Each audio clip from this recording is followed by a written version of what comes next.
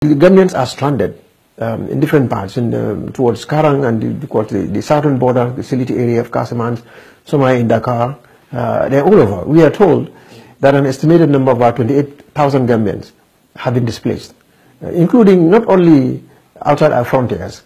We don't know the exact figure of those who are internally displaced in Gambia alone, those who left the metropolitan areas into the provincial areas to get away from what they thought was going to be the epicenter of war.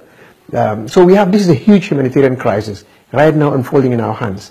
The president had directed that we, take full charge of the situation. We are working. In fact, the president had directed me in particular.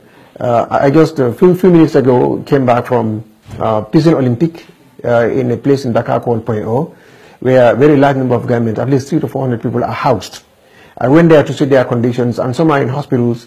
I was accompanied by the mayor of Point O, Mr. Bala Samba, together with the commissioner of police of the area and the local officer of the municipality, local authority officers. We went to look at these things. We saw their situation, but they are now at least in a proper shape. Those who are stranded from Karang all the way down to Amdalai, all the way down to Sokon, these are really in dire circumstances. What we are doing is we are working with the Red Cross, together with the government of Senegal. We have dispatched an embassy official. The president directed him to go to the border, and he was there yesterday. Today, all of us met again as a crisis committee. We have, as some of our immediate measures, I have pursuant to the president's directive, contacted the managing director of GPTC, Mr. Habib Drame. I spoke to him this morning in order to make at the disposal of our displaced citizens on the border 30 buses. As I am speaking to you right now, these 30 buses are on their way. Some are already at the border, waiting to repatriate our citizens back into the Gambia. Already we are briefed by GPT, so they had 5 buses in the North Bank area, and these 5 buses were the first, we call it rapid action vehicles that went there to be present for all of our citizens who would like to leave the border area.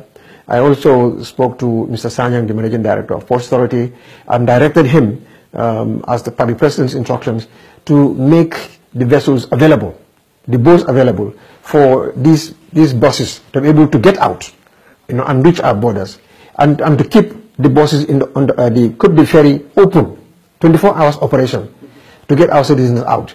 We already have 15 buses on this northern side, in the Siliti area, to also get our people. But that is a lot more easier, because that is the land. We don't need any crossing there.